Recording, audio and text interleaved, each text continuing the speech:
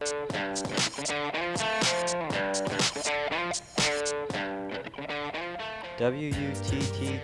presents Big Drew the Science Dude, and here is this week's science experiment is your host, Big Drew King. Hi, welcome to Big Drew the Science Dude. My name is Big Drew the Science Dude, aka Andrew King. Today, with this week's experiment, we are going to be making Play-Doh using gelatin mix. So I brought out all my ingredients and utensils today. Let me show you what we got. So first off, we need a pot, a measuring cup, a whisk, a tablespoon, and then we also gonna need paper towels because it's gonna get really, really messy. Then for the ingredients, you're gonna need Jell-O, flour, any kind of cooking oil, warm water, salt, cream of tartar, and then I brought with me some food coloring so we can have some more fun. So let's go ahead and get started. So the first thing that we're gonna need is this flour. So we're gonna use our measuring cup. You need 1 cup of flour. I brought with me all-purpose flour. It can be any brand as long as it's white flour. So we just need 1 cup. Oh, that's a little bit too much. It'll be fine. So we're going to pour all of that into our pot here. Okay.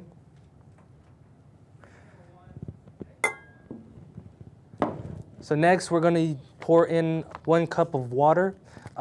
With the water, it is best if it is warm, so that way when we put it on the stove, it's going to take less time to heat up, right? So this water has been sitting in my car all day, so that should tell you how hot it is. We live in Texas. And we're just going to pour out 1 cup.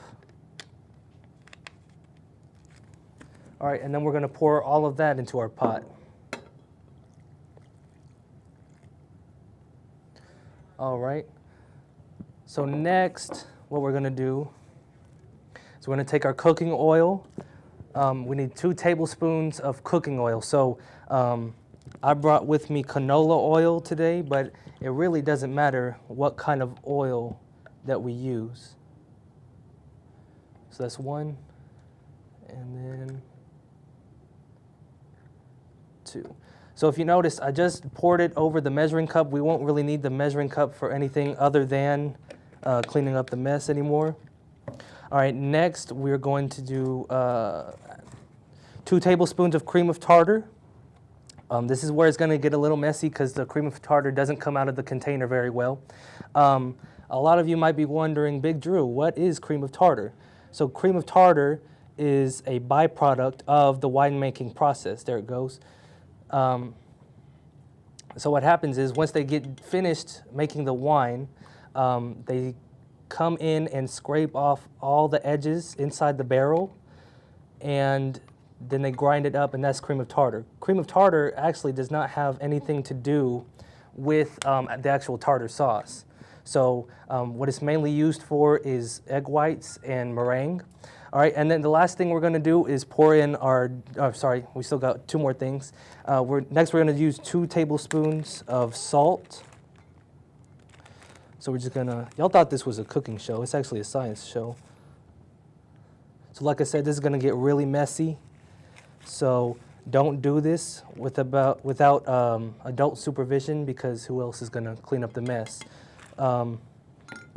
Okay, and lastly, we are going to pour in our Jell-O mix. So it doesn't matter if the Jell-O is sugar-free or has sugar in it. I brought cherry flavored with me today. So you're just gonna take this whole packet and pour it in. All right, so we're gonna cut to commercial real quick here. When we come back, I'll show you what to do with the solution. There we go. We will have highlights, post-game analysis, and more after the commercial break. All right, I think I'm gonna go to the bathroom.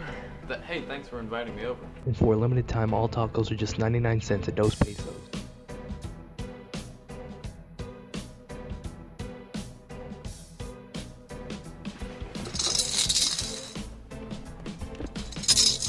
Ah, dadgummit.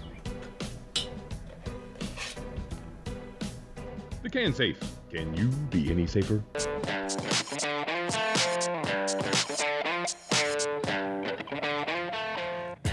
Hi, welcome back to Big Drew the Science Dude. I'm here making Play-Doh using Jello mix. So we're just about to get to mixing it. The last thing I'm going to do here, this is completely optional. It's not necessary for the experiment, but since the flour, since there's a lot of white ingredients, what's going to happen is the color is going to fade on your Play-Doh. So I like to add just a couple drops of food coloring so I can really get it a bold color. Okay?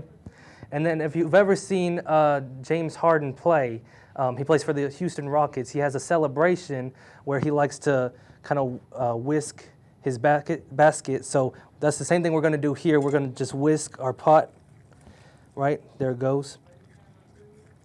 So you're going to whisk this until there are no more clumps.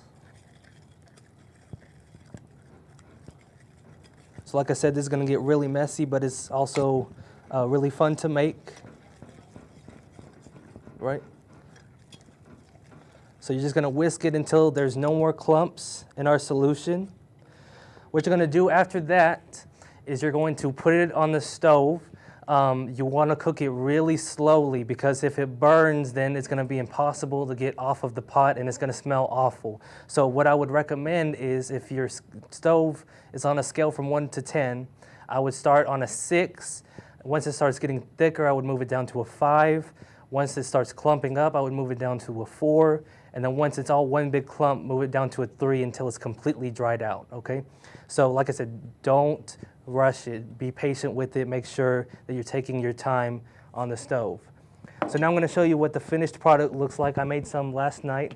Once you take it off the stove, it's best to put it in a Tupperware container so that it doesn't stick. Right, I put mine in the fridge overnight so that it's nice and dried out. If you undercook it for some reason, it's going to be a little sticky. So what I would recommend is you would just take a little bit of flour here and you just mix that into the Play-Doh like that. All right, so that way it'll dry out a little bit more and it won't be as sticky, right? So just to give you a comparison here, I brought the actual Play-Doh. All right, so like I said, since the flour is in it, the color won't be quite as bold. But as you can see from our recipe, we get a ton more Play-Doh from our recipe than we would buying a can from the store. So, but like I said, the texture is pretty much the same. It's gonna be a lot cheaper to make the Play-Doh than it is gonna be to buy it. The only downside to homemaking Play-Doh is it only lasts about 2 weeks before it starts to get moldy and you're gonna have to throw it out. But like I said, this is about 3 cans worth of Play-Doh just from the stuff that I brought here with me today. And so just to show you here what I do with it. Oh, it's in here. We can still cut out shapes with our Play-Doh.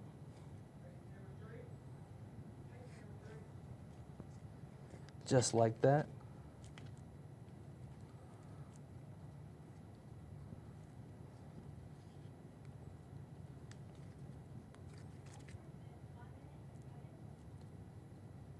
All right, and just like that, we have a Texas size Play-Doh right there. Now here's a couple more downsides to Play-Doh. No matter what flavor Jello that you get, is just gonna smell bad because of the other ingredients that we have in there. It's gonna smell terrible. So really the only thing that you're doing with picking a flavor is you're actually just picking the color. And an interesting thing about the red Jello, they all have the same color. There's no difference between the strawberry flavor, the raspberry flavor, or the black cherry flavor, right? It's all red dye number 40, so it's all gonna look the same. So please visit my website. Follow me at DrewKing0222. We'll see you next time. Please come back.